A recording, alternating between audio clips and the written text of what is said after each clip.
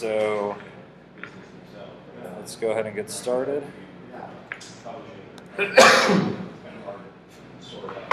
All right, so thank you guys over there for coming out tonight. We appreciate you dropping by. Grab you a beer if you haven't already. We've got a small audience online. Hopefully we get a little more around 7 o'clock. That's usually when people trickle in, and more people will come here as the night progresses. So today we're talking about videography apps. We've got sound? No sound? No, you're going to switch over. Oh, you need it? Yeah, for right now. I'll switch it over in a second though. So tonight we have Kelsey Ruger, the man, the myth, the legend. Round of applause. He's going to be presenting on videography apps. So we get together once a month. If you're going to be tweeting from here or online, if you want to use the HAM, hashtag Houston App Aficionados Meetup. There's also a Facebook group. If you go to appaficionados.com, it has links out to all our social media. So I encourage you to check it out. The App Aficionados Meetup group we just put in place at the beginning part of October. There was a lot of people on our Facebook group that said, you should get it, you should get it, you should get it. It's worth the $60. So we paid the $60. We're on meetup.com now. So the group purpose, why do we get together? Well, as it's, I think, pretty obvious, we're passionate about this stuff. We encourage people to come out here to Start Houston once a month, network, get to know people who are also passionate about this sort of thing. And the idea is that the people who are presenting each month are both professionals in what they do, and they're pretty proficient at what they do too. So we've had people present on productivity apps, photography apps, football apps at the start of football season, which was a lot of fun. And tonight, Kelsey knows more about videography apps than I would say pretty much anyone else in the country. So I'm setting the bar pretty high for you. Don't disappoint. So introductions. Yes, I know. Everyone stand by. So I'm Justin Western. I came up with Kelsey with this idea in the spring of this year. Just an excuse to get together and play with gadgets, drink beer, and play with a lot of really cool technology. So I think people get excited about that sort of thing. So I'm the guy who posts most of the information online about it and try to line up our speakers each month. So next up, Kelsey, why don't you introduce yourself? So, go ahead, flip it around. Yeah. So my name is Kelsey Ruger. I am the Vice President of Design and Innovation at Channel One. So part of what I do on a daily basis is I look at a lot of different apps. So in the course of doing that, I looked at a ton of video apps and have done a lot of stuff with it, just figuring out what are some good accessories and things like that. So Justin asked me to come and talk about some of that stuff and some recommendations if you want to use it. I think, well, I'll talk more about that once we get into the presentation. Sure. Okay. This table, go around the room. My name's Aham. I'm with Vintagio Studios. We're here for the first time at an App Aficionados meeting. We have an app we're working on. We want to see what you guys are showing and maybe show what we've got going on. Fantastic. I'm Chris Staffen. I work for myself since last Friday. I used to work with these guys in Taiwan. I'm Tan Videolicious. I'm working with these guys as well, and obviously I work with Shot a little bit too.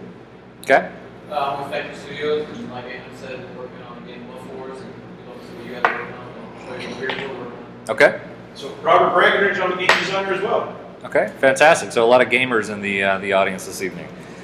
So first off, I want to start by showing off some apps that I've downloaded to my devices over the past 4 weeks or so. And we're gonna try something with my Android tablet here, which could be hit or miss, but we're gonna give it a shot. So if you guys watch television and actually see the commercials as opposed to fast forwarding through them, you've undoubtedly seen the HTC, what is it, the 1X, the one they're heavily advertising right now. Basically, the idea is there's a goat on the top of a mountain, and there are hikers at the top of the mountain. And they're videoing this guy, and there's a goat up there as well. And the goat kicks off the guy's lunchbox, or I guess a sandwich, and they want to be able to capture that specific moment where that knapsack got kicked off the mountain. There's also, I think, one right now that they're showing a dad and a mom sitting in a living room saying, oh, our ballerina, she's perfect, she's the best in the class, and we want to take that specific moment where she was doing her pirouette or whatever it is. So I was curious. I said, you know, that functionality doesn't exactly exist in iOS, and I've got an iPhone, and I want to be able to capture from a video a specific frame, so I could not worry about needing to hit tap. With an iOS 6, you actually can capture a photo as you're shooting a video, but not after the fact. So I wanted to be able to do it after the fact. So I started doing some research online. There's actually an app for that, and it's called StillShot. So let me AirPlay to the screen here so you guys can see. All right. So let's pull this up. And let me go over to StillShot. So when you pull this up, you can basically tap this big button in the middle and choose from your library. In my camera roll, it analyzes the photos and videos and only pulls up the videos that I've shot. So I've got about 400 photos and or videos, I think, in my camera roll right now.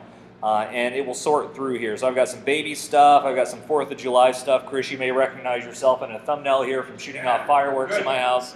It was dangerous, it was alcohol induced, so don't try this at home. But let me pull up one from New York. So I went up to New York in August to see Danny Tenaglia and John Digweed play. And there was this great venue just off the southern tip of Manhattan that you had to take a ferry to get to. So they're playing in a tent, it's an outdoor venue, and as the sun went down, you can see I have along the very bottom of the screen here little thumbnail images. So let's say I want to drag this across, and you can see I'm moving my finger, and it's going to go frame by frame. So there's some strobe light action right here. Is that shot good? Eh, probably not. So let me scroll to the left. It's a little better. I'm getting right at the peak of the strobe light action, but it's kind of whited out. So now it's disappeared. That's not good for me either. I want right as it's coming on. So that's kind of cool. So let me tap this frame right now. And once it's selected, I hit save at the top right-hand corner. And it says, okay, I'm going to save that to your camera roll. So from this point, you can also print, share it to Twitter, or go to Facebook directly. But now it's saved on my camera roll. I'm going to go back. And let me toggle back around. Let's flip this guy this way to my Photos app. So you'll notice down here at the very bottom, I have that exact snapshot. So is it baked into iOS 6? No. Can I replicate the functionality from what I'm jealous of seeing on that commercial? Absolutely. So this is the first app I want to show off. It's called StillShot. You can search for it in the App Store. Second app I want to show off, I spoke at an event last October in conjunction with Voodoo Fest, a very popular music festival in City Park. It's something called TribeCon. They do it once a year. This year is the 4th. And I met a lot of really passionate and creative folks in New Orleans. It's very much a renaissance going on in the city right now, to where there's not a brain drain anymore. There's a lot of active developers, designers who stay local in New Orleans. And one of the people that was actually running the TribeCon event is a guy named Peter. And he recently put out an app called BarNotes. So let me pull up BarNotes. So I went to school in New Orleans. I'm a cocktail fan. I have a home bar, and I like to think that I'm in touch with mixology. However, even though my wife bought me 101 cocktails book for Christmas last year, I don't know all the different cocktails in the world you can make. This app helps me know all the cocktails in the world I can make. So people can create their own recipes, post them on BarNotes. There are some famous mixologists from New Orleans here. There's some famous mixologists from around the world. You can see second there, Billy Helmkamp from Chicago. The idea is, so let's go into Billy here. He's posted 16 cocktails. So he's got the Dolores Pink Swizzle, the Brooklyn, the Black Manhattan. That kind of sounds interesting. So let's tap on Black Manhattan.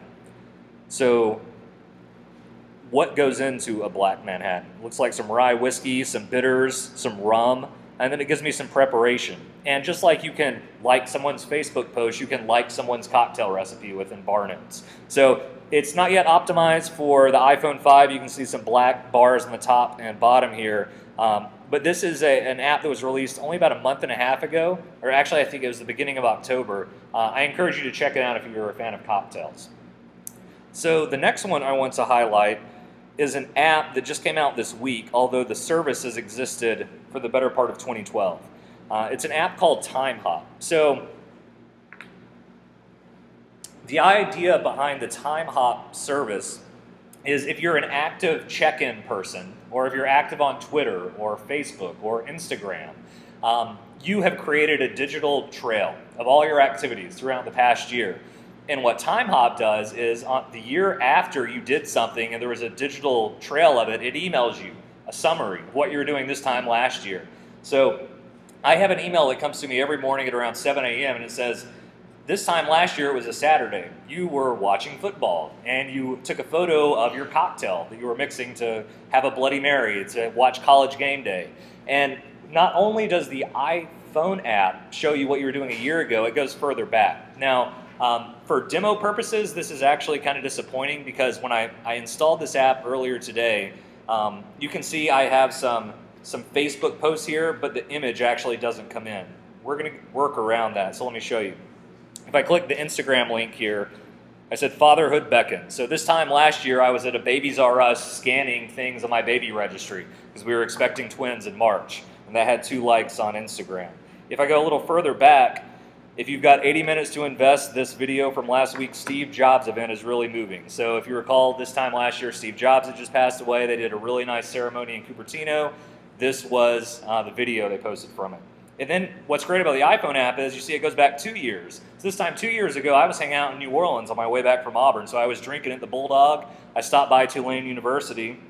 And let's see, this image should come in, but it's not right now. So let's go out to Safari. Let's say share. Let's say send. So let me copy the link.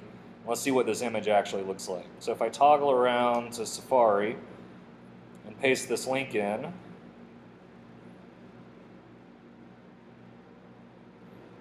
it'll take me to the Timehop website. You'll notice it can't pull the image in there either. I don't know if this is some sort of disconnect between Timehop and Facebook, but I have the option to view the original. So this takes me over to Facebook, the mobile site. And look at that. It looks like my dog is photobombing this image, but actually he was right in front of the camera. And we're sitting outside at a patio bar. I'm wearing my Saints jersey. We lost that day, unfortunately. We were having a really good time. Some regular Sunday for 2000. Hey, let's not go there. I feel like having Ben Mayberry in the audience, always anti-Saint. So what's really cool about this app is nostalgia, right? Like I like to know what I was doing this time last year. I like to think about my evolution through my digital life. So this goes all the way back. Let me hop back here to 8 years. It goes 8 years back. Now Facebook apparently has a disconnect on how far back it will feed third-party apps from an API standpoint. But I have stuff going all the way back to 5 years here. Let me scroll to the bottom. I started using Facebook in 2004, so this was 3 years ago. I was watching football. Apparently it was a Saturday. 5 years ago it was a Wednesday. So what the hell was I doing on a Wednesday in 2007? Let's see. Wrong button. Let's go to send, copy the link again.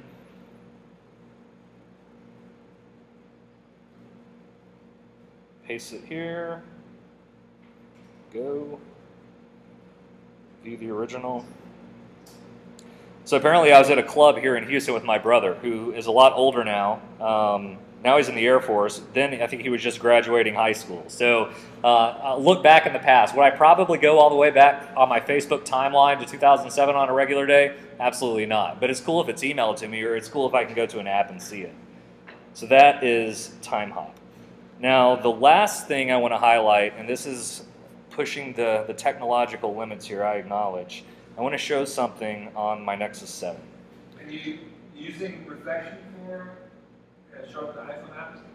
Yes, I'm using reflection to demo this today. What I'm about to do, though, is just go into the camera app and do this old school. So we're going to mount this on this little tripod.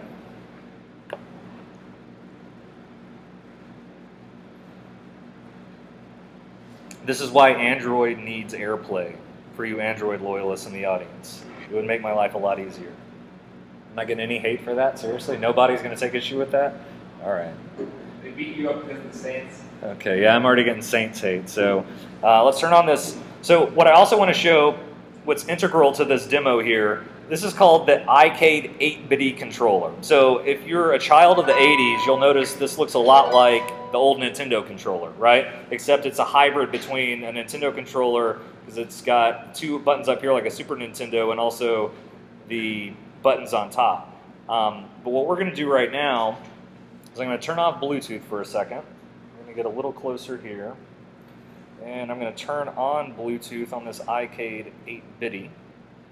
And we're going to turn back on the Bluetooth here. And we're going to try to pair this little guy. Alright, so hopefully it'll show up on available devices. Hey, how about that? Let's pair. Okay, so now we're connected to this little Bluetooth controller, which we showed you here a second ago. And what's great about Android, and I'll acknowledge this, as opposed to iOS, is while there are some benefits related to curation of the App Store on the iOS world, you can sideload things very easily in the Android ecosystem without having to jailbreak.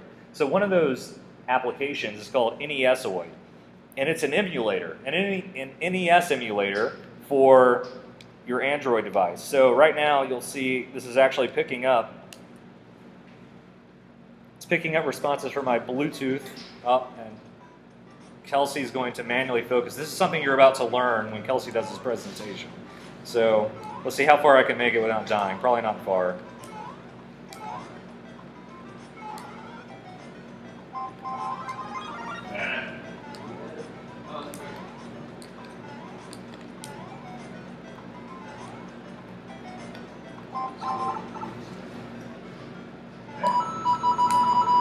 Alright, let's just do a speed run now to see if we can get through 1-1.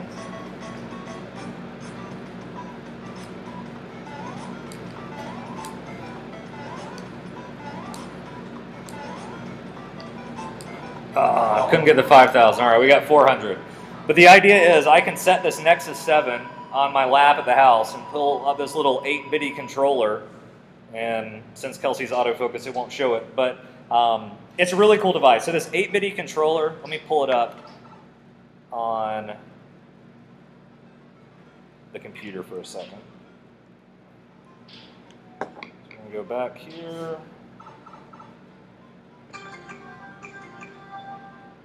iPhone, get rid of this guy.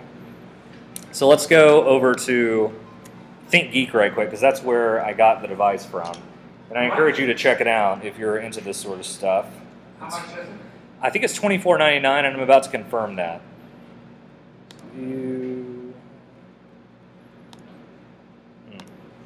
That's why.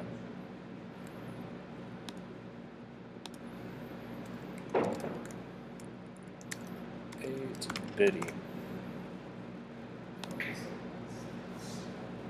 29 bucks. So this uses the iCade protocol. There are legitimate apps in the iOS App Store that leverage the iCade protocol. So you can play apps on your iPhone, your iPad with this Bluetooth wireless controller very easily. So if you're a child of the 80s or you just love retro gaming, I encourage you to check it out. So those are the 4 apps I wanted to show off this month. And now I believe Mr. Ruger has quite the presentation worked up for us. So Kelsey, the floor is yours. Let's rotate this around. Rotate around the other camera. Those are the same guys that did the mini console, right, with the joystick on it? Correct. Yeah. You are correct. Where's the I need audio. well, I need the audio in the projector. Do you have a Google Plus account I could invite you into the Hangout right quick? Yep, I do. To share your screen, that might be helpful. It has audio too. Will it pick it up? Yeah. So, you got like a reflection of you? I was trying to find the Hangout earlier while you were talking. You're creating an Apple TV on your back. Right? Can you move this? Yes, I can. Creating a screen share. If I would call the customer and I want to show them an app to do, just launch an app in there with my Mac. So then I do the screen share so they can see what's going on. So that might be good for you guys when you do presentation or whatever, on your app, and you don't have an Apple TV, but you have a laptop. Much shorter reflection of this is for dog Mac, or whatever. Which Google Plus account do you have? Is it the Moleskin at Gmail? Yeah. Okay, let me invite you. No, it's Kelsey at the Moleskin. Okay. Use the app if you don't want to show off that. So there you are. Hang out. Hang out. Oops, try again. Let's try again.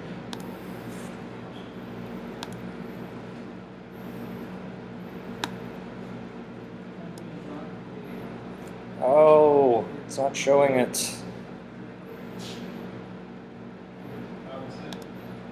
Kelsey.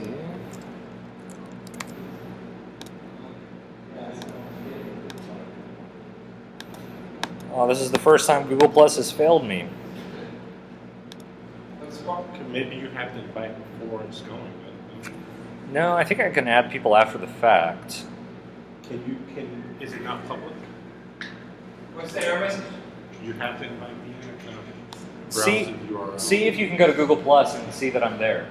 I can, but it only shows me. Invite me. Now go to Google Plus right quick. All right, now go to your, I guess, feed. See, it's right there. Hangouts to watch it on here. Let me see if I can play with the settings here. Close.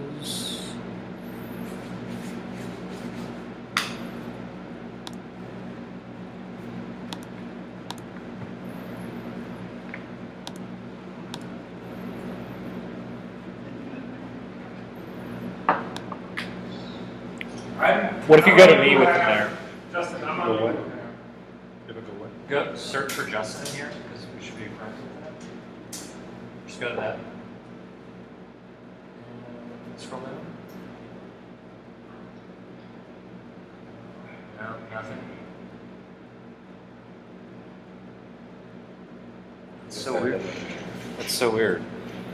Well, whenever we get to where you're showing your screen, I will just point the camera up there. From here. Okay. So I need. No, I'm saying from this one. Okay. Yeah, yeah. You're gonna point the camera here. Well, I was going to point it up there, actually, to show what's on your screen. Does that work? Oh, you're not connected to the projector. That's why you're saying Yeah. Okay. That's the low tech part. Yes, there will be a test, I promise. Okay, so why don't we... Let's try this. Move your computer over here. Do all this stuff. Let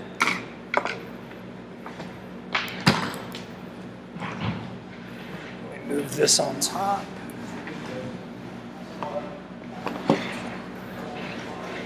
And I'm going to turn off the screen share.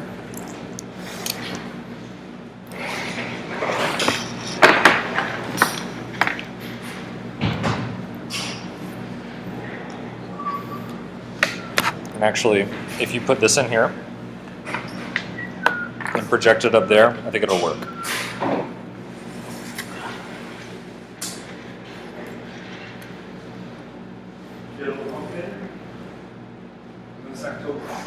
Thinking on the fly. But you did get a bottle, right? No, I got tap. Except it's backwards. I'll have to flip this. Can I flip it? It's not backwards over here. Is it not? Okay, perfect, perfect. All right. So one of the things, you know, Justin and I probably use I actually use my iPhone for probably nearly everything I do if possible because I always have it. And that sort of raises the question is why shoot video with the iPhone device? These devices are actually capable of pretty good high quality video. And most of us, I mean, most people are going to have a high-end camera, at least one in their household. So we have 2 Sony cameras in our household. So we have a 5N, and then I'm going to get a 7N. But we have a 5N, and then we have an older kind of bulky Sony model. And so what I found is, even though the new compact cameras are pretty compact and you can take them with you if you want, you still have to have that camera with you, and that's all dual purpose and stuff. And so one of the things that I did a few months back is I started really thinking about, if this can shoot really good video, what can I do with it? What I wanted to do is show you guys a sample video that was shot on a 4S, just so you can see what some people are doing with these devices.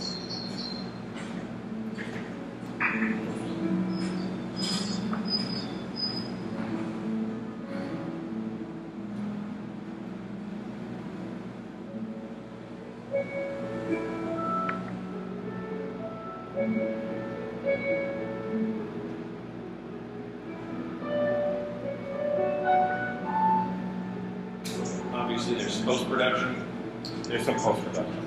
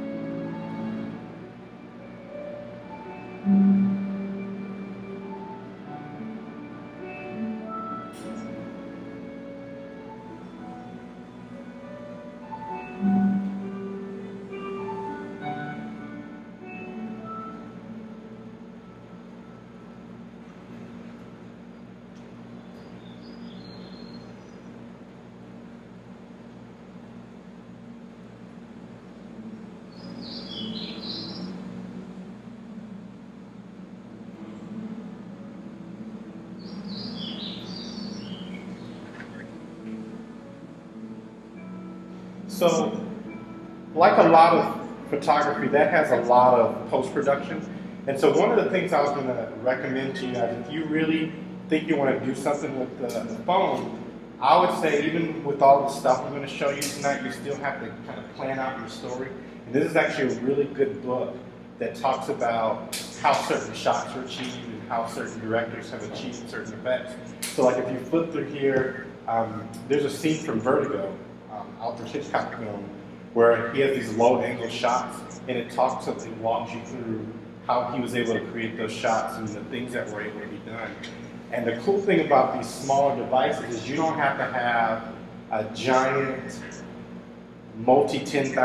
tens of thousands of dollars via a camera to shoot these things. You can actually do them with the iPhone. So what I wanted to do first is talk about some basic things that I know you can do with the phone before we get into the apps, and things that will help you make the most of this device. The first thing we'll talk about is you're going to be in situations where you're not going to have the convenient access to power, or you're not going to have convenient access to storage. And so one of the things you want to make sure of is that you have some alternative for doing that. So before I came this afternoon, I actually, Justin, I'm going to switch to reflection here. Okay. I actually cleaned off my phone. If you want to AirPlay it to my device, I can switch back to desktop mode and it'll be clearer. So let me go screen share, desktop.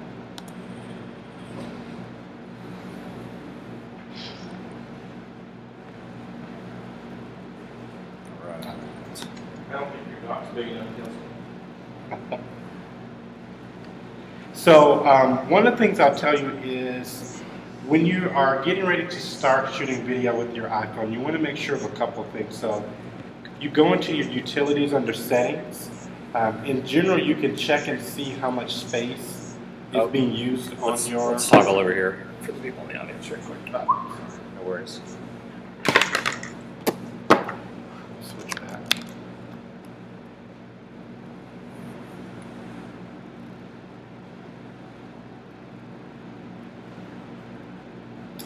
So you want to make sure that you're checking to see what you have on here. And you guys can see the thing that's taking up the most on my camera is an app I'm going to talk to you guys about called FiLMiC Pro. But the thing to remember about all these apps is they usually store video inside the app before you take it out and put it in the camera roll. So if you're shooting with a bunch of different apps to create a certain effect, make sure you pay attention because it'll fill up even a 32 or 64 gigabyte iPhone really, really fast. So the first thing I do is I make sure I have a couple of things. So most of us have a Dropbox account, and so with Dropbox, what you can do is you can set it up to sync, and you can see right there it's actually just uploading a video that I just shot of you guys while we're sitting here. So I have it set to automatically upload that so that if I choose to delete it now, that footage is already stored offline of this device. I use Dropbox the most. There's also another app that I use called PhotoSync. And so PhotoSync allows you to take whatever's in your camera roll and sync it down to your local device. So it does that wirelessly. Both devices have to be on the same network to do that. So I use that in cases of I take a quick shot and I want to see what it looks like right now. I can actually have that in a few seconds upload to the device. So I really set that stuff up ahead of time so that I know that any footage that I'm shooting gets uploaded right. And a couple of these apps don't play well together, so you want to make sure you're backing up before you start processing different things with your camera. So the next thing I'll talk to you guys about is so your basic operations. We can actually we don't need to switch. Okay. They can see and everyone else can see. Yep. So what I'll do real quick is I'm going to switch this.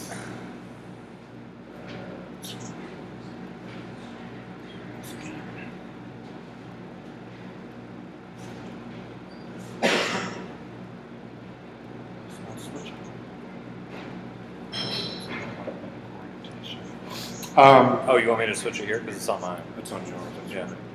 Do you mean to switch it? Switch it to Automatic? automatic. That is on automatic. I think you may have to go into the app first before it'll do it. That's fine. So the first thing I'll talk about is how you some things in the basic iPhone app that you need to know. So the first thing I'll tell you is most people are going to, they hold their camera like this if they're shooting footage. There's a couple reasons why I say don't do this. First is it's harder to keep the camera stable this way, and so if you're kind of moving around, you're going to see a lot of jostling. So typically what I'll do is I'll palm the whole thing because it's easier for me to keep a steady grip like this, and if I'm moving like this, it's going to be steadier. The other thing is if you're holding it with your left hand, I'm going to show you guys a neat trick that you can use with the volume. I'm probably making people dizzy moving it all around. But I'll show you really quickly with the volume. There's a neat thing that you can do where you can actually take a photo or start the video by using the up or the plus of the volume.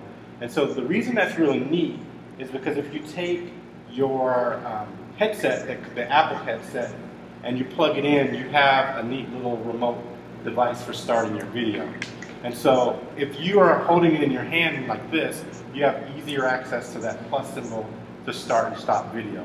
But you can still use the regular start and stop.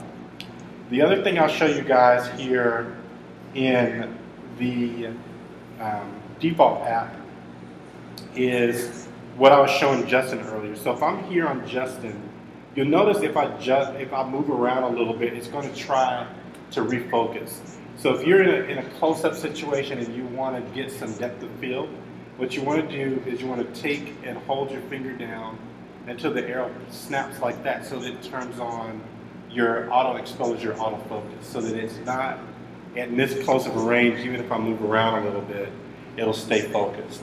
And then if you just hold it again, that'll turn on. So those basic things with this phone make it a lot easier to use as a recording device. The next thing I'll show you, these are just basic things that I use.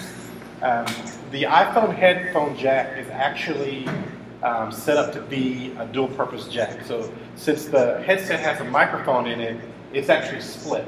So sort of on the first, if you look at this, on the first portion of this, it's actually set up to be the microphone, and on the second portion, it's set up to be the headset. And so if you want to use a more advanced microphone, you actually need an adapter. And so this is the adapter, and for some reason, some carriers actually ship this with the devices and others don't. This actually came with my wife's 4S when she bought it, but if you plug this in, it actually allows you to plug in a variety of different mics. Oh, it's going to turn that off. I forgot about that. Interesting. Yeah, Okay. so once you plug this in, you can't have AirPlay on. Just kind of as a side note, because it actually takes up that channel. So this would let me plug in an XLR mic. It'll let me plug in splitters, so if I want to monitor the video and have a microphone, if I want to do dual microphones, it actually lets me do that. This is about $5, so it's pretty cheap. I'm going to show you guys a lot of different stuff. What I decided tonight is not to bring expensive rigs like lighting, right? So, but I'll tell you, lighting is an important factor for any photography or any videography. I'm trying to keep, it's something that you can keep in your bag, or something that if you're shooting a quick video that you can actually grab it and take it and go. So those are the basic things that we'll talk about. The next set of things that we're going to go through are things like stabilization and power. So when I say stable, I mean things like holding it in your hand. We also are going to look at a tool here called the Glif. And so the Glif was also a Kickstarter project, just so you guys know. They actually raised the money to start manufacturing this device on Kickstarter. But basically you can take your iPhone and snap it in to the Glif, and it has another piece that they created later called the Serif to hold it in place. So now that I have those two pieces on, I can attach it to a tripod. Justin has a different tripod called the Gorillapod, yeah, the one that's recording there. that actually. I prefer a stable or a sturdier tripod, even though it's small, because I can take it and I can hold it up like that, or I can change the angle and be comfortable that the iPhone's not going to fall off. The other thing that I do with this is I have a battery pack that I forgot to bring with me that I can take a regular charger cable and snap this in. So once this is snapped in, I plug in the charger cable. Justin has the massive behemoth version of this, but you plug this in and it can, I don't know how many Justin's charges, but mine can charge an iPhone 3 full charges on one charge of the device. And so what I will usually do is I'll take this and I'll wrap this cable around the tripod, and I'll let the little battery device hang from the pole. If I'm going to be walking around, I'll tape it so that all I have to remember is pick up the tripod and go. But then I don't have to be kind of tied to my laptop or tied to a location where I can easily get to a socket. I can keep all of this with me. And so those are some of the basic things. If you're going to shoot with an iPhone, you want to have the adapters in this basic sort of setup. The Glif is $30. The battery pack is $45. So for less than $100, you can have a pretty solid starter kit. Microphones are going to cost you a lot more, but everybody has their preference for microphones. The good thing is this is pretty compact, and you can throw it in your bag, and most of us always have their phone. The Glif company also has this little piece that I never use. Justin doesn't use the Serif, or well, the one that comes with a little thing that you can screw into the threads for this to keep the Glif on your keychain, I just throw mine in my bag because if I'm not using it, I don't need to have it out on my keychain. So this is pretty compact. And Justin has another tripod that we'll talk about Steadicams here in a second. Just for the people here, do you guys know what a Steadicam is? Does everybody know? Why don't you explain? So a Steadicam was actually invented in the 70s for guys that were out doing video and they had to move around. And so they used to have to keep these big rigs on their shoulder, and it was hard for them to keep the video steady. And so this guy invented a handheld holder that's counterbalanced by a weight. And so you can hold it in your hand and move around, and it keeps the camera steady because of that counterbalance. And so we're going to look at one and see an example of video that can be shot. And if, for any of you that have ever followed people with your iPhone, you know what it looks like when you're done. It's kind of jostly, but this, I'm going to show you guys a video where the guy was able to shoot a picture of his son walking down the street, and it really looks kind of documentary style, like where you follow people in a documentary. But then we talk about power. We've got your remote that comes with the phone already. So keep up with your headsets. I never use my headset for anything except this. They're terrible. They are audio quality wise. And then have your adapters ready. So that, we haven't even gotten to the apps yet, and I would say that's probably more important than what apps you use. The accessories. Yep. I'm not going to talk too much about lighting because we don't have examples, but with the iPhone, you guys all know it doesn't have a great flash. So if you're going to shoot video, you need to make sure you're either in a well-lit location or you have some type of a portable light kit with you. You guys have seen those work lights that you can get to like work in your garage, and they're like super bright. A lot of people use those as sort of a cheap alternative because you can get those for like $50 or so. I would tell you, you can use those if you don't plan on diffusing the light, like covering it with a blanket, because those things will really catch stuff on fire. So if you're going to use those kinds of lights, don't put anything over it, but it is a really cheap way to light. And most of the time you want to light your subject, and then you want to have another light to light the background behind them, just so they stand out.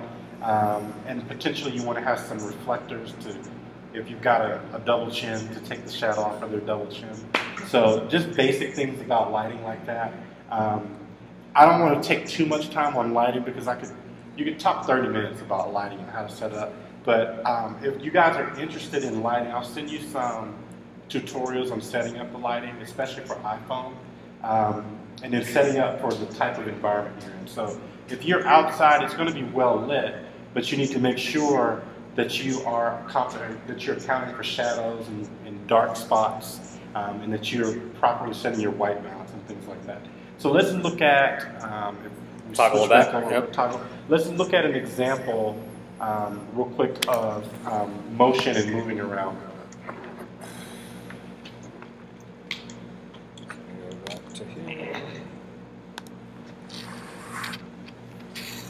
So what we're going to see when the video comes back up, this is the iPhone Steadicam Smoothie. This device is about $140 depending on where you buy it. I've seen it like $30 more. So you guys can see it's a lot like this device, in where it has the brackets for holding the actual device, and then that weight in the front is actually what keeps the video steady. You'd be surprised at the difference. The video that's about to play, he just does it with the Steadicam, and you'll see how he's able to follow his son. Now there's some technique to using a Steadicam. What I'll tell you, if you get this, practice a little bit, because it does take a little bit of finesse to know how to walk with it, and like you bend your knees a little bit. So let's look at this video real quick.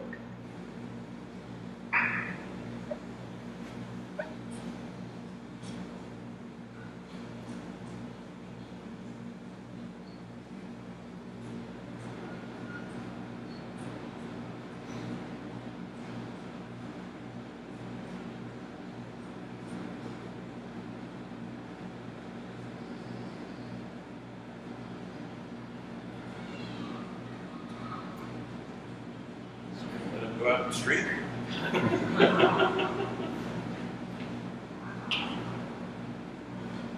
You know what mic they're using? It sounds like it's a good mic.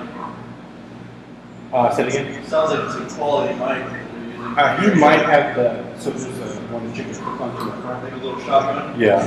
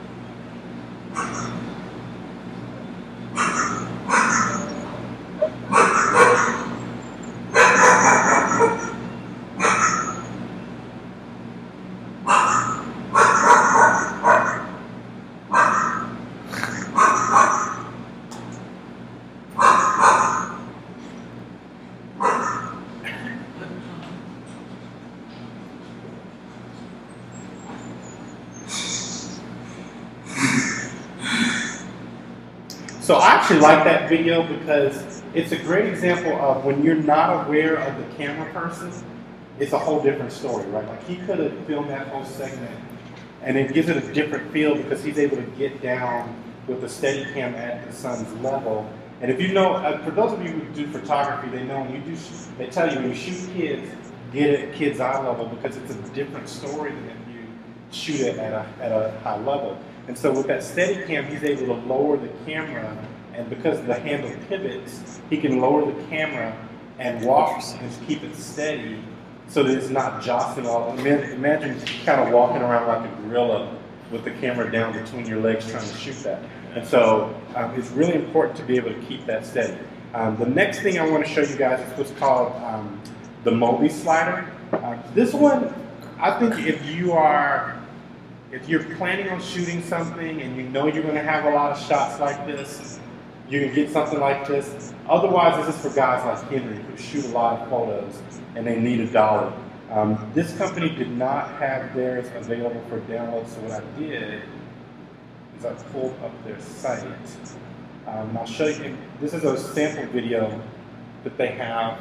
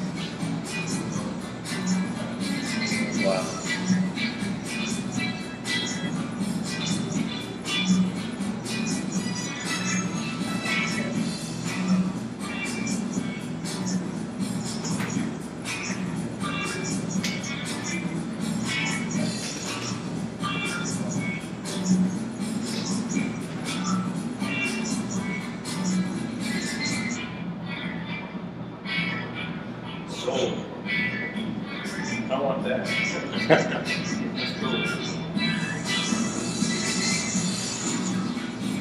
So I'm not going to play that whole thing. When I showed this, my son was watching this with me.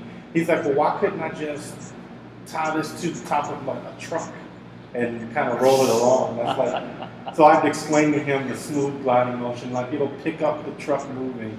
And so again, much like a high quality tripod, like this tripod, if I had to move and pan a lot, I wouldn't use this one because it's not fluid enough. But if you want really fluid motion, you need things like that slider and like the Steadicam so that your video is stable.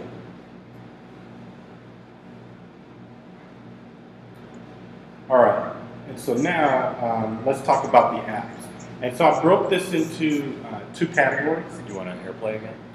Or you got videos? No, we have more video. Okay, great. I'm going to show you guys a video that has a bunch of different components in it.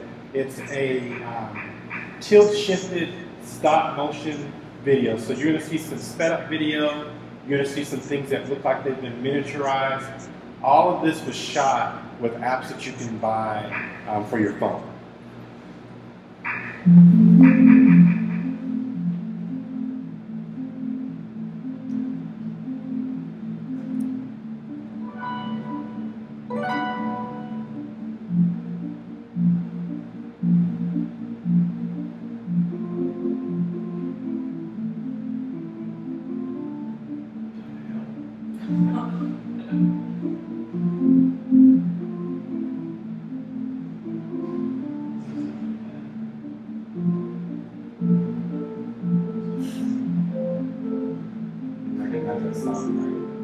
That sounds familiar.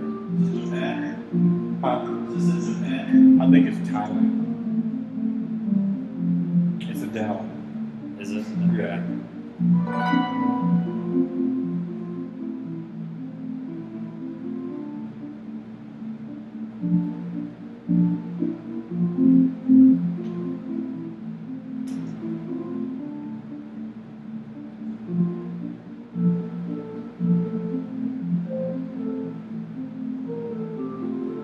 It's just bizarre.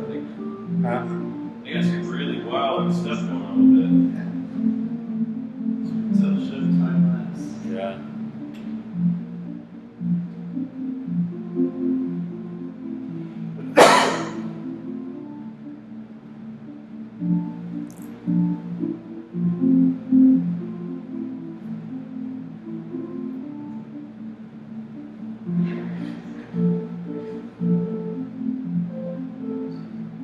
Some of these shots were really good too. Yeah.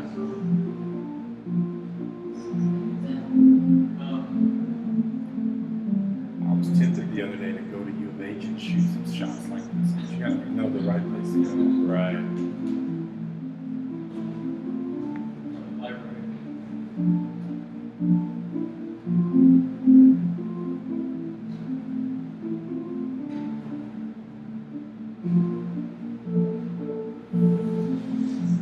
So I'm going to start with the basic apps first. And Switch.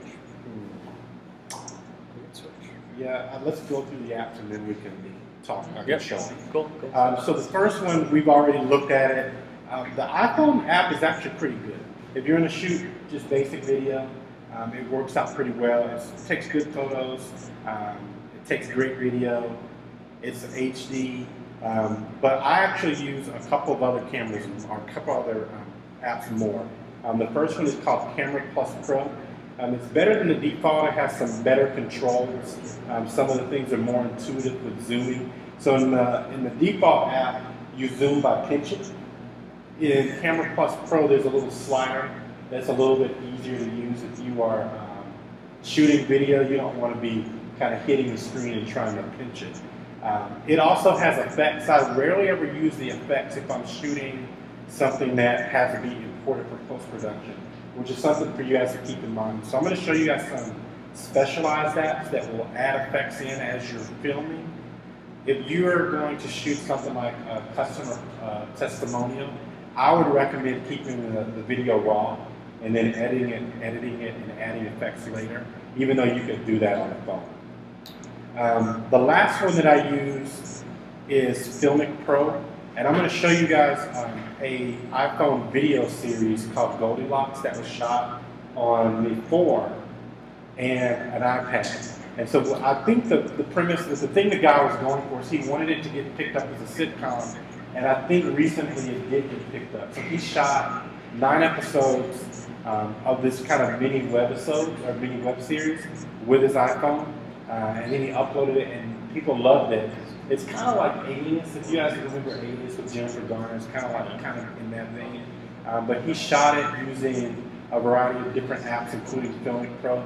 FiLMiC Pro actually can shoot film quality, so it allows you to switch the frame rate so that you can get down to 24 or go up to 60 if that's what you want to do. The neat thing about FiLMiC is it's simple. It lets you do exposure, lock, white balance, and your focus lock. So since you want to, if you're shooting film, you don't want it to be constantly trying to refocus on the subject. You want it to be locked in on whatever you're shooting. So FiLMiC Pro is a really good app for that, and I'll show you guys those here. FiLMiC is $4.99. None of these apps cost more than $5. FiLMiC is probably, I think, the most expensive one. All the others are like 99 cents or $2. FiLMiC occasionally goes on sale too. I picked it up, I think, for $1.99 or $2.99 about 3 months ago. Yeah, of course. So let's. All right, switch over. All right. All right. Screen share, desktop. Yeah.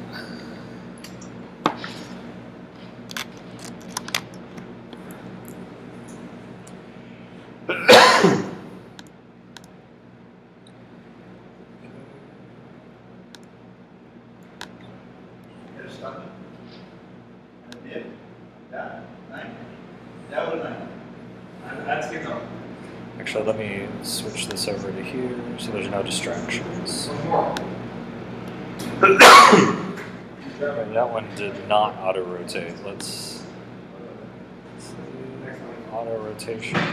You can put it in portrait. Forest landscape. There we go. Okay, so I am currently filming you guys. So a couple of things. This one's CameraPlusPro. I'm not actually recording. Cool thing about recording. That is recording. So couple of cool things is I told you guys about the sliding. Oh, I gotta move this over here. The sliding zoom feature, so I can slide zoom. There is actually a white balance. I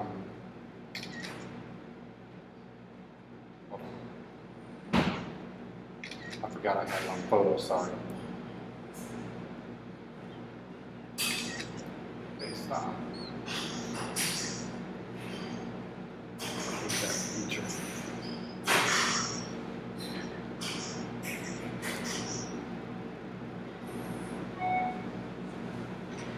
So this white balance allows me to, you see how it lightens and darkens?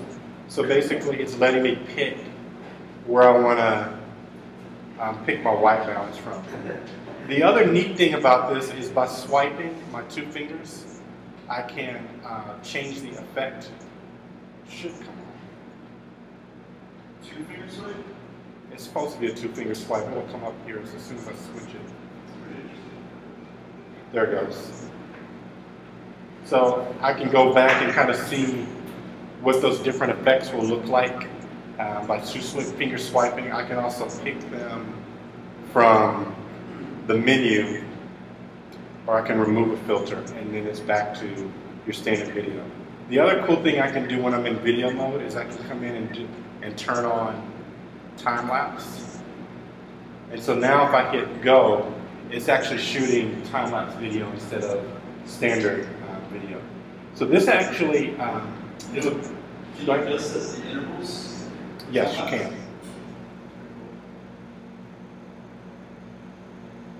So this app, I think this one was $2. Yeah. So it's $1.99. So it's pretty full featured for $2. It really is. And the video quality is good. And the other thing you want to watch out for is apps that make it easy for you to transfer stuff to your camera roll or to move it to another location. And so here you can see this actually, I can share via Wi-Fi or share via FTP if I want to set that up. I can automatically upload it to a server directly from here. So let's take a look at FiLMiC.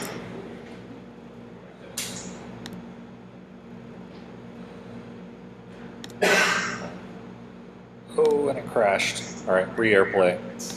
Quit.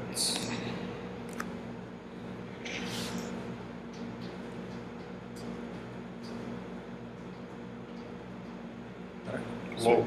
That's a pretty big phone. That's big.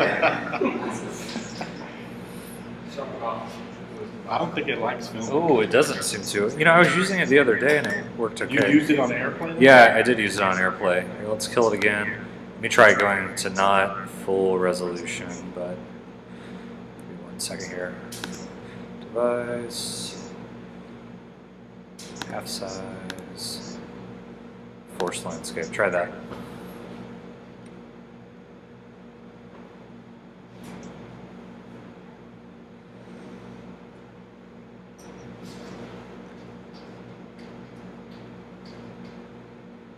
Airplane.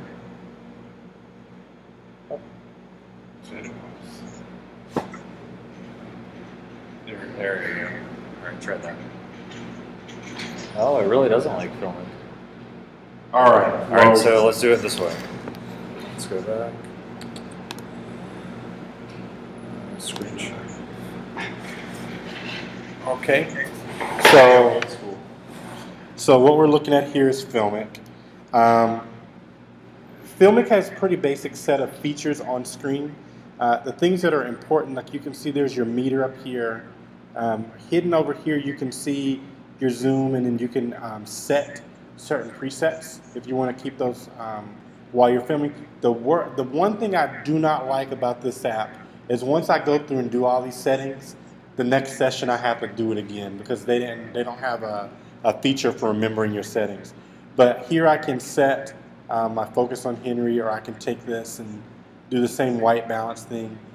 If I hit these buttons down here, it will actually, say it again? Oh, sorry. If I can set these to lock in different features. Under the settings, you guys can see I can do, actually, can you see that now? It's in reverse, but go with it. 24, I'll just look at here. So I can set my frames per second. I can also set to be slow motion. I can do super slow-mo. I can do time-lapse. I'm going to show you guys some other apps that do that too. But if you're shooting, like let's say you're shooting a short film and you wanted all your film to be shot with FiLMiC, you can set it to do slow motion or time-lapse with this camera. So now we can switch back. All right, let's try it to AirPlay again.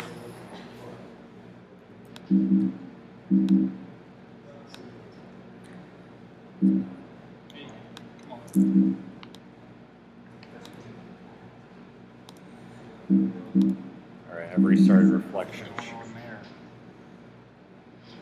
Computer has cratered.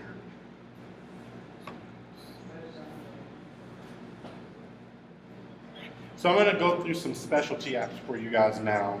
Before you do you know the difference between FiLMiC and FiLMiC Pro 2? I actually have FiLMiC Pro 2. Justin has FiLMiC Pro. I think I have two. Do you have two? I don't know what the difference is because I never owned FiLMiC Pro. So I have two.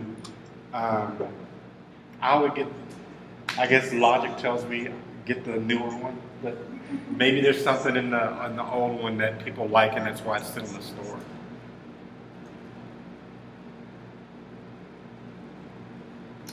All right, so let me bring back up AirPlay.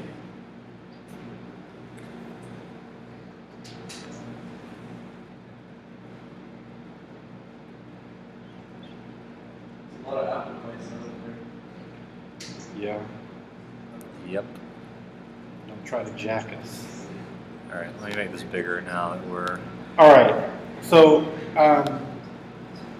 you guys saw in the video the shots with miniaturization. So this is actually an app called Miniatures. So with miniatures, you'll see there's some bars in there that are moving around. Those bars are actually the area where you would be focused. In the area outside the bars are your unfocused tilt shift area. So that's how your focal point. It's how you create that tilt shift effect.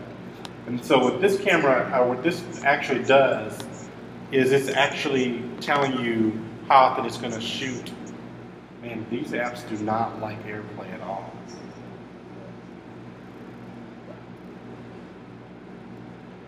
We're pushing the limits of technology here, Kelsey. So here you can see I can set my shooting interval.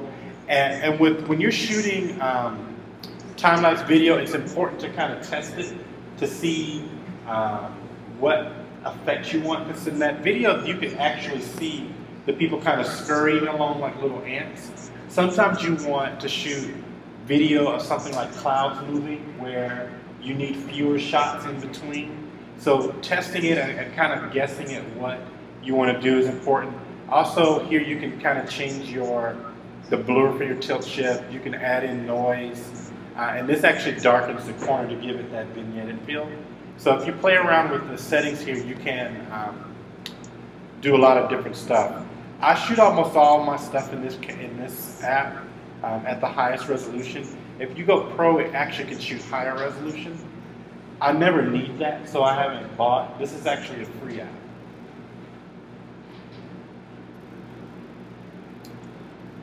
The next one I'll show you is iTimeLapse.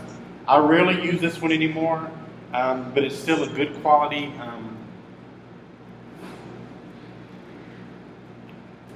think this might be one that started earlier. So now it's actually going to, as soon as I hit start, it's going to automatically start taking photos. So this one is actually taking a bunch of photos and processing the video, where some of the other apps are actually creating video on the fly. So this one actually keeps everything in form of a project. So once you have shot, you actually have to render the project.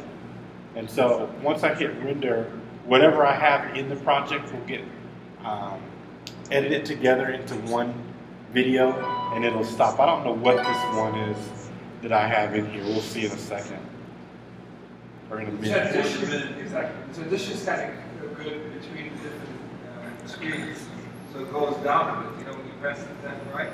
Yeah. Instead of just go on straight away, because they came in. Yeah. That's the transition. Well, I'm not going to make them sit here and wait. Let's do it at...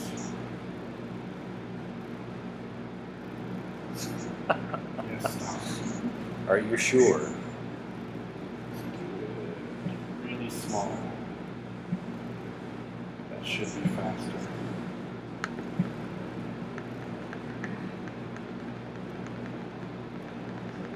There we go. Faster. Yeah. Not much faster.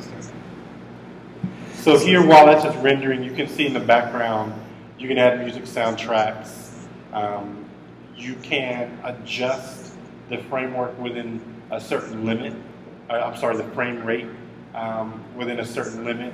If you go beyond what it's really capable of, it's going to look kind of funky.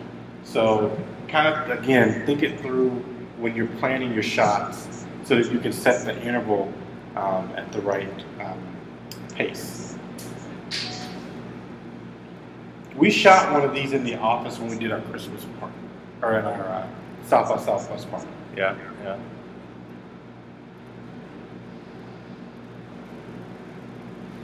Oh yeah, I shot this today. So you guys can see there's traffic in the background. It's kind of time lapse, and I think I might have shot this today, but that looks like it might have been from the conference. Was it a roll map? 1 second. Yeah. So again, all of these apps. There's another one in that I use. It's actually a photo app that you can use to do time lapse. I prefer the video apps because they tend to give me a better effect. While we're doing slow and fast, I use this app occasionally. This is actually a photo app. You guys can hear it. It's actually snapping photos. So in the time period that I held it up, it took 133 photos. That's kind of cool if you want to do a project like that. Like you see, there's me today. Wow. Here's all those photos that I just shot. That's kind of cool, but then you can take all those photos and edit your own time lapse. What size are those photos? The standard, whatever you're configuring? You can configure them. Now, so you guys will see here, if I turn on the flash, when I hit start, it's going to be slower. Because it's got to wait for the flash to fire. Okay, stop. There There's also this app that's called SloPro. My son loves this. I actually might have some videos in here of him running the others. So this is us at the school picnic, or the school. Yeah, it's awesome. Oh, yeah, I can see kids love this.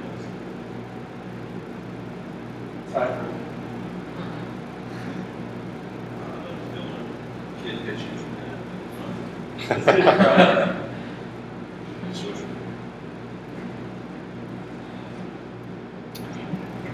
That one does pretty much what it says it does. Is it does slow motion. Some of the higher frame rates you can't. Expensive, Kelsey. So yeah, This is getting expensive, man. you won't spend more than $30. So what's really cool is instead of you having to remember what frame rate, I like that it lets you slow or speed up based on a percentage, because most people can kind of think about it in those terms a lot better. Another really cool set of apps that are in this, what I call the specialty category. The first one I'll show you is called 8mm. And so 8mm allows you to shoot very specialized. That's cool. Footage. However, this is cool, but once you put this effect on, it's on. You can't do anything else with this video. So that's one of the things that I say, make sure. Can you import to it from video you previously shot? So if I come over here, I can come to my camera, or I can. That would be the way to do it, workflow-wise. Yeah. This one's called 8mm, and I want to say this one's free too. Robert's going to tell you in a second. No, I'm not there yet. I'm still back. So if you want an app that has the capability of doing a lot of that same stuff, but you can also add in effects. This one's called Vintagio. And so what Vintagio lets you do in pro mode, I actually created a project this afternoon in the office, is it actually lets you add video, photos, images, transitions, title cards, and you can do that all on your phone. And then string them together to actually create a video. And what I did earlier is I created this one, and you guys have seen there's a bunch of different stuff. So that's a photo, there's a transition and a title card. And you can see and it actually has sound too.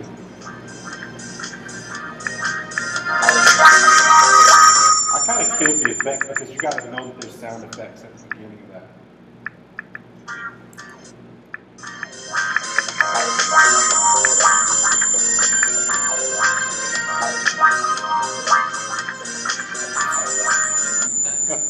Some more music there.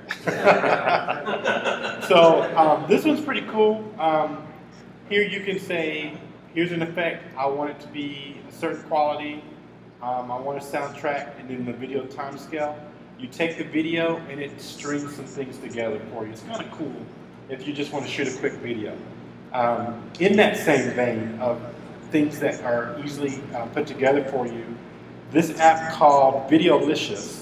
I hate the name, still a pretty awesome app.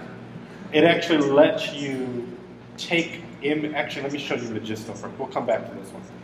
Magisto actually lets you take both your footage and B-roll at the same time.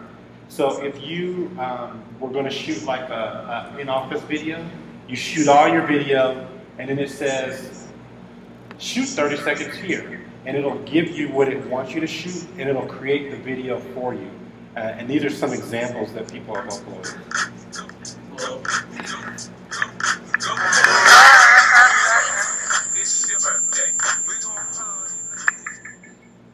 Oh, I have to do that. Yeah.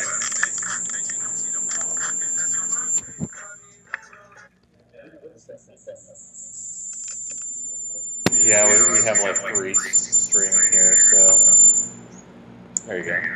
Oh, so what's that? Or not,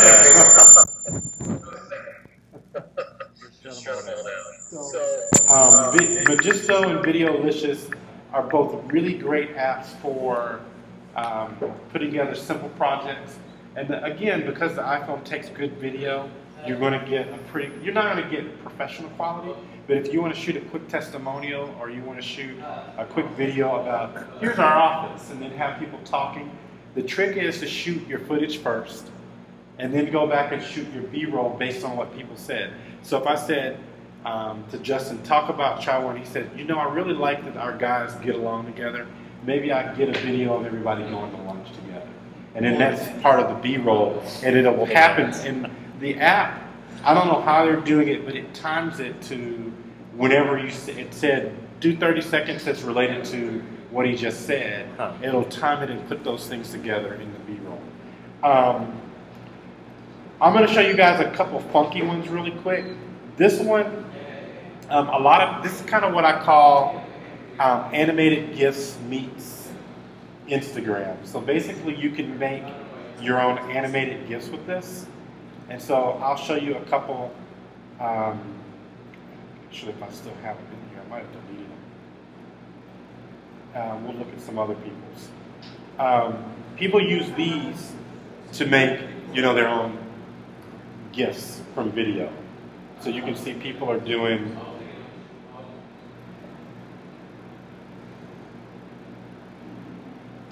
and all that's shot with video, and then you can go in, and what I'll do is I'll capture one real quick.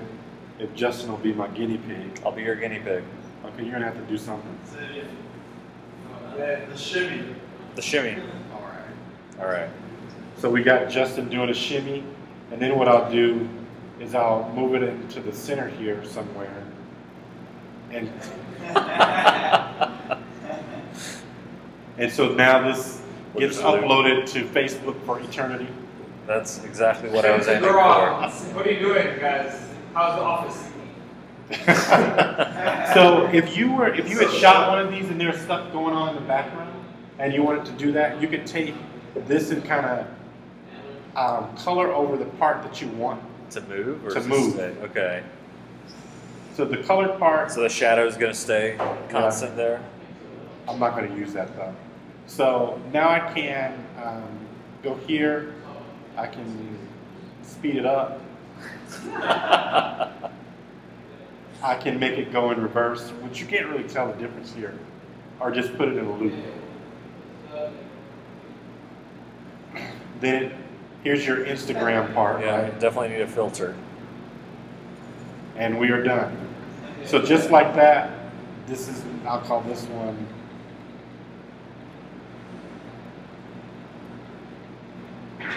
Justining. Like T-bowing. Yeah. That's right. I had a great day.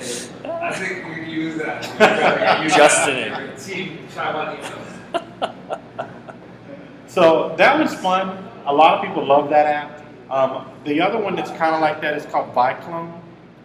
Again, this is short videos. What I noticed about both of these, Fred Durst uses both of these a lot. And I don't know why. Fred Durst. Why do you know that Fred Durst uses them? Because his videos are on here. Every time I open the app, it's his stuff. Arun just asked who that is, and I'm not going to tell him. Yeah, you're going to have to go look that up. Yeah, he was a 90s phenomenon. We've all pushed that out of our memory for right now. The last one I want to show you guys is this one that my kids really like, and I actually might have one that they already have done on here. It's called VidRhythm, and basically it lets you create a music video by stringing together a bunch of sounds. And so once again, Justin gets to be the guinea pig. So when I tell you, Justin, what you got to do. All right, I got a new move. Is you got to make a sound like a bass drum. We'll test it first. What sound does a bass drum make? Can I just clap?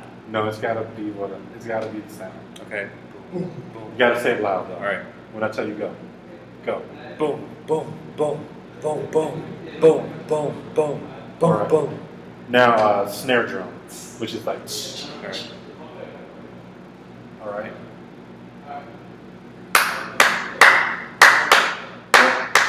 going to have to do that again because there's going to be a clapping part too. Okay. All right, but do it with your mouth. All right. Go. Okay. Now you're going to just say bam. You ready? Go. Bam! Again. Now do it again. And go. Bam! Emerald style. Now do it again. Bam! So you want me to continue? Is there a laugh part? Simple.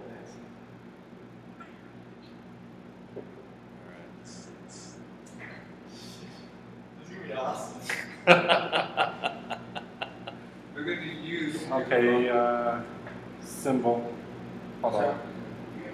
Hope I'm not covering up the mic. There's a couple of them. Do it again.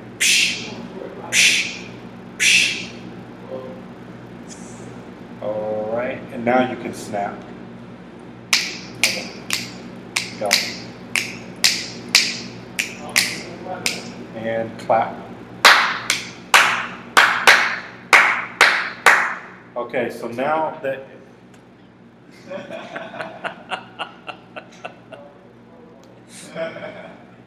Make it louder. oh, you need to turn it up over there. All right, we need to, let's pull this out of here.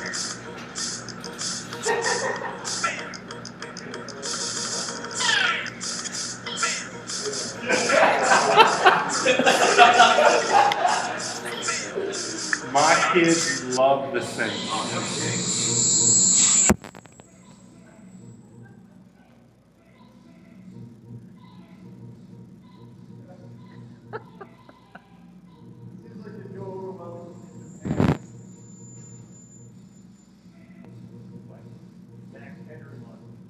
That's what it feels like, max headroom.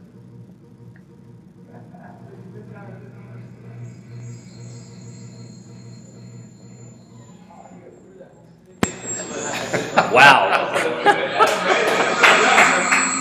Okay, down. So, It's awesome. like I said, those are the apps that I use the most. I have played with and purchased a lot of them just because I wanted to figure it out. But what I tried to do is keep it pretty simple from an iPhone standpoint. Most of these apps work on the iPad too. You want to AirPlay to here? So what I'm going to do is I'll AirPlay your iPhone right quick. Still AirPlay? Yeah, it's just off.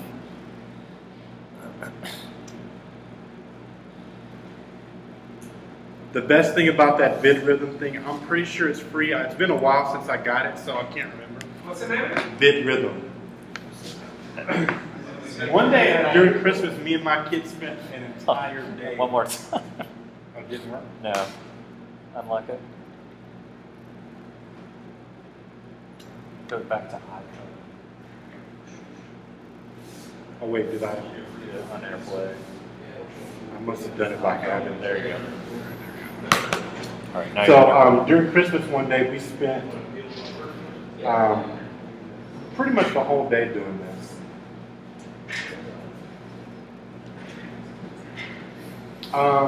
So in here, I don't have as many photo and video apps because, ironically, they haven't made a lot that are iPad specific.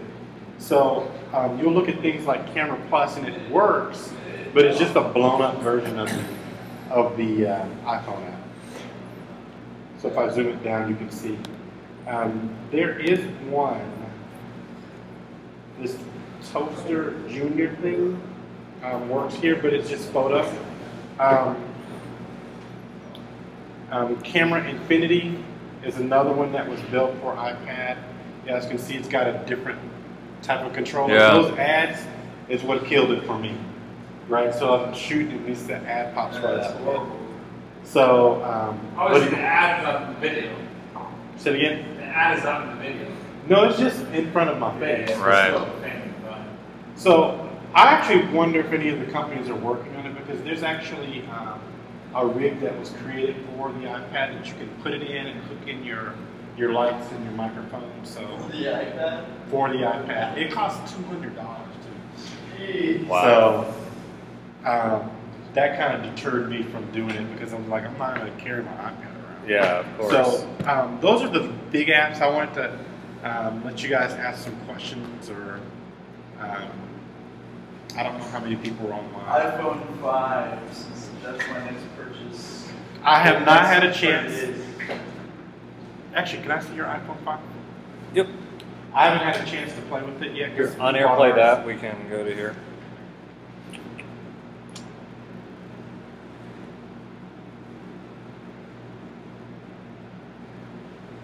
Alright, let me AirPlay.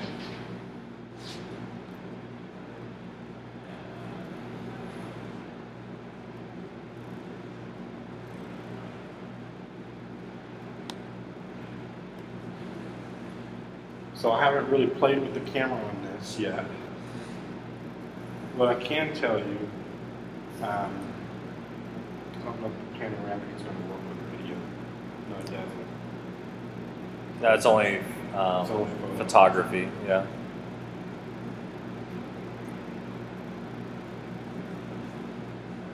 Chris, you want to buy a Nexus? Huh? You want to buy a Nexus? Yeah, I have 2. So what I showed you guys earlier, still, I mean, the video, I can look at it and tell, then just by looking, the video is better than the 4S. Color's pretty good too. So you guys notice that I can't zoom while I am recording. So that would be a reason why you want to use CameraPlusPro. If you don't have it locked, can't you by pinching? I thought you had the option to. There you go, white balance change. But you still have it locked, right? The AEAF lock. So turn that off, then start recording, and then I think you can pinch. Nope. No?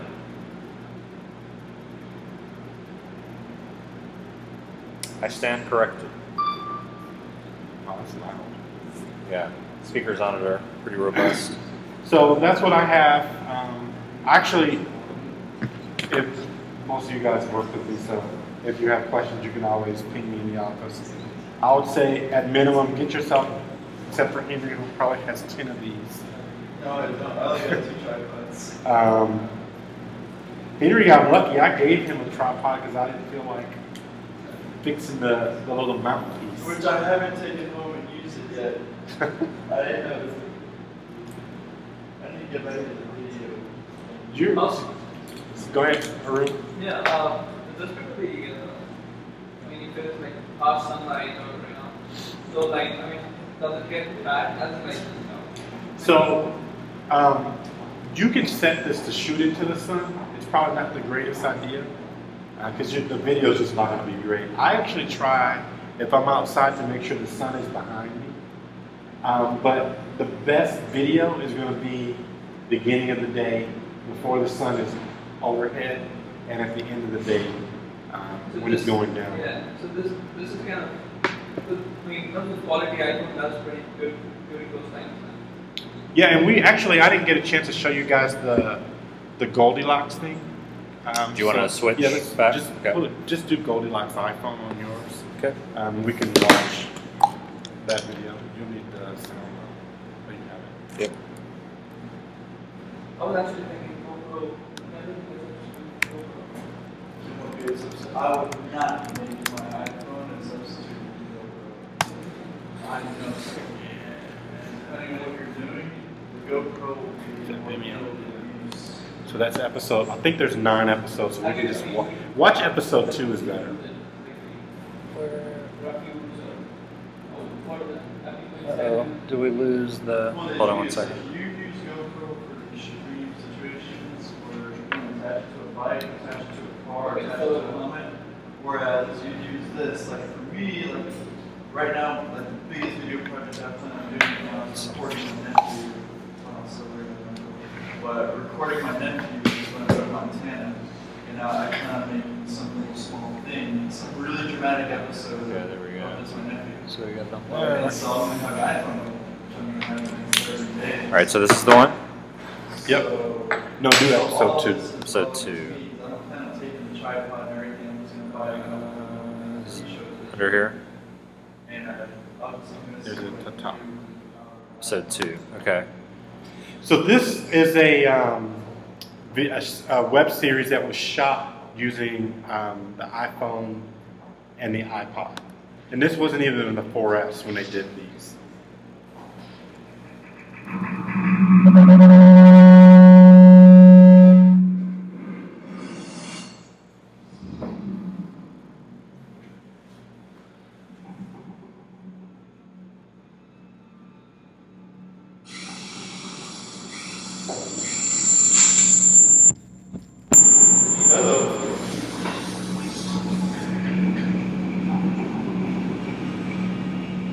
See, I want to make something really dramatic.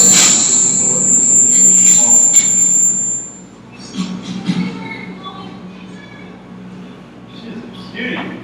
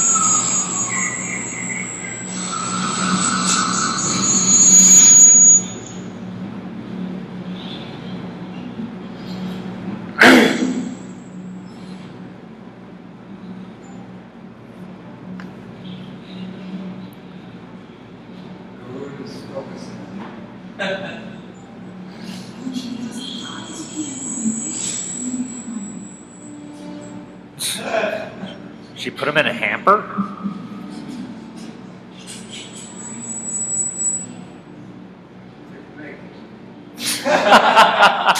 Just got real.